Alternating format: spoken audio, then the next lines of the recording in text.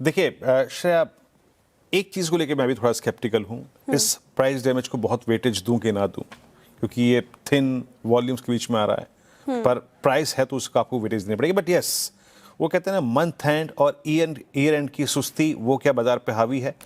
I am slightly worried, या फिर आप कह सकते हैं आई एम स्लाइटली स्केप्टिकल, और I am slightly doubtful as well कि ये क्या है। ये इसे लैक ऑफ बाइंग कहूँ या सीरियस अनवाइंडिंग कहूँ, शॉर्टिंग कहूँ, अभी कहना मुश्किल है श्रेया। बट अगर आप सिर्फ लेवल टू लेवल मान के चलें श्रेया, देखिए ये बाजार एक बार फिर से घूमा 26,200 से, फिर से 200 से ही संघर्ष शुरू हुआ। और मैं इस बात सुबह भी कह रहा था कि एफआईएस ने शुक्रवार को एक मैसेज दिया था कि वो कैश में श्रेया बायर नहीं है। आपका अंडरलाइन में किसी शेयर को कैश में खरीदने में इंटरेस्ट नहीं है। आप जरा फ्राइडे की फिगर रखिए उनकी, तो ये बात क्लियर थी कि अंडरलाइन यानी कैश मार्केट में उनका इंटरेस्ट नहीं है, वो स्टॉक्स को चेज नहीं कर रहे हैं अभी। श्रेया, उन्होंने शुक्रवार को इंडेक्स को बेचा, एक बार फिर से शॉर्ट किया था, और उन्होंने कॉल राइटिंग भी की थी। यानी ये बात तो क्लियर थी कि ये बाजार 26,100 के ऊपर नहीं है। लिखे आइए रेजिस्टेंस नंबर 1, 26,100 के ऊपर का बाजार नहीं था, और वही था पहला रेजिस्टेंस। और इसलिए मैंने अपनी कमेंट्री में क्लियरली लिखा था, this market will stay between RS1 and base 1। RS1 क्या था? कॉल राइटर्स का जोन, 1,41,000 कॉन्ट्रैक्ट शॉर्ट थे। लेकिन व्हाट अबाउट बेस 1? बेस 1 में मेरा व्यू ये था, I don't know exactly whether we will hold it और नॉट, लेकिन अभी as per the stats Nifty persist करेगा बेस 1 और RS1 के बीच में। लेकिन एक क्लियरली मैंने बात लिखी थी, और मैं अभी भी उस बात पे अगर आप देखें तो बिल्कुल बिल्कुल बिल्कुल तटस्थ हूं। If we sustain below base 1, if we sustain below base 1, that's 966, that's 10-20 DEMA, that's 26,000 put writer zone. अगर हम इसके नीचे बहुत देर सस्टेन हुए श्रेया, तो वो टैड बुल लिक्विडेशन, शॉर्टिंग और लॉन्ग्स के स्टॉप लॉस होने की जो ट्रिगर होने की जो प्रक्रिया है ना श्रेया, वो आपको ड्रिफ्ट करेगी, आपको ले जाएगी 25,909 और 25,864 की तरफ। सो अगर हम इसी प्रकार से 966 के नीचे सस्टेन हुए, then 864 is open for the index traders. And what is exactly 864? 864 क्या है?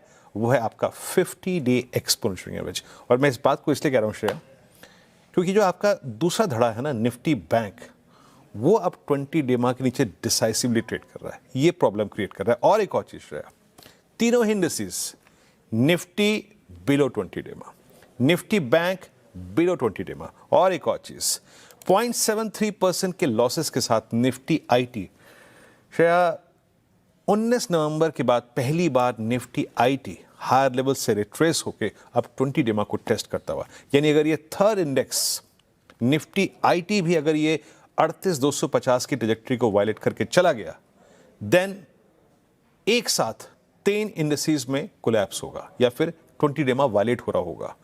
वो सर्कमस्टेंसेस इस एक्सपायरी सेटअप के लिए अच्छे नहीं होंगे। याद रखिएगा 26,000 सबसे बड़ा पुट राइटर्स का जोन था, और अगर हम उसे सरेंडर कर रहे हैं, अगर हम 10 डेमा को सरेंडर कर रहे हैं, हम 20 डेमा को सरेंडर कर रहे हैं Shreya, then 864, 850 will be open for index trader on short side, and that's 50-day exponential moving average। Shreya, बिल्कुल निफ्टी की इंपॉर्टेंट लेवल्स हमने डिटेल में भी समझा, और क्या कैसे अप्रोच होनी चाहिए आपकी मार्केट को लेकर, निफ्टी को लेकर स्पेशली, वो हमने डिटेल में समझा।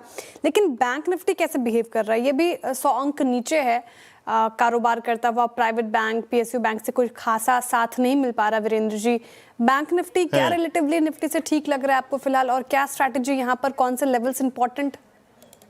देखिए श्रेया, हो क्या रहा है, जरा आप एक बार एक स्टॉक फ्यूचर रखूंगा आपकी स्क्रीन पे, जरा प्लीज देखिए श्रेया। आप आईसीआईसीआई बैंक को देखिए श्रेया। आईसीआईसीआई बैंक इस वक्त 11 नवंबर के बाद सबसे लोवेस्ट ट्रैजेक्टरी पे है, सबसे लोवेस्ट ट्रैजेक्टरी। कोई बाइंग इंटरेस्ट नहीं है। ये स्टॉक एक बार फिर से कोलैप्स होता हुआ, और ये सबसे बड़ा कंट्रीब्यूटर निफ्टी बैंक में, along with HDFC bank, along with SBI, ये 200 डेमा के नीचे शेयर ट्रेड कर रहा है शेयर। और आप एचडीएफसी बैंक देखिए, तो कोई धड़ा ही नहीं है, कोई ऐसा धड़ा नहीं है निफ्टी बैंक में जो कि आए और आपकी स्ट्रेंथ को स्पॉन्सर करे। तो ऐसा कुछ भी नहीं है। अच्छा, मीनवाइल में आपको एक बात बता दूं, मैं एक बस सिर्फ एक चीज पॉज करके बोल रहा हूं। मैं डिफेंस स्टॉक्स में एक टिपिकल न्यूज के बाद सडन राइज हो रहा है, याद रखिएगा। खबर आने के बाद डिफेंस स्टॉक्स थोड़ा से कोलैप्स हो रहे हैं। So if you are a trader, please उस चीज को थोड़ा देखिएगा। डिफेंस स्टॉक्स आपकी स्क्रीन पे। अच्छा, मैं लौटता हूं एक बार फिर से निफ्टी बैंक पे। तो निफ्टी बैंक में लैक ऑफ बाइंग है, याद रखिएगा। ये कोलैप्स नहीं हुआ है अभी भी, अभी भी एक कोलैप्स नहीं हुआ है, मैं इसे कोलैप्स नहीं कहूँगा, for index of I think almost 59,000, 0.17% का रिट्रेसमेंट कोलैप्स नहीं होता। ये टूटेगा, ये कोलैप्स होगा डिसाइसिवली उसी सर्कमस्टेंसेस में जब ये अपना 58,800 की ट्रेजेक्टरी को डिसाइसिवली वायलेट कर देगा। तब तक शॉर्ट मत पंच कीजिएगा या शॉर्ट का कोई मन मत बनाइएगा, प्लीज बेसमेंट स्क्रीन पे लेके आइएगा। It's only lack of buying. इसे आप अभी शॉर्ट करने के लिए यूज नहीं कर सकते। सो टिल द टाइम 59,009, 59, ये 58,856, ये ट्रेजेक्टरी पूरी तरीके से सरेंडर नहीं हो रही है, तब तक शॉर्ट के बारे में मत सोचिएगा। याद रखिएगा दिसंबर सीरीज के लोज परसिस्ट करते हैं 58,713 के आसपास।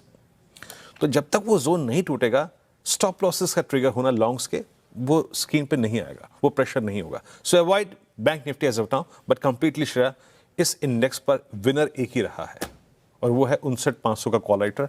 And now that call writer is now drifting down towards 59,000, वो अब 59,000 पे आ रहे हैं। तो एक बार जरा प्लीज ऑप्शन राइटर्स लेके आइए। अब कॉल राइटिंग बैंक निफ्टी पे 59,000 पे हो रही है। इसका मतलब ये है कि आपको डायरेक्शनल ट्रेड नहीं मिलेगा। निफ्टी बैंक कहीं ना कहीं एक एक्सपायरी की तैयारी कर रहा है श्रेया, क्लोजर टू 59,000।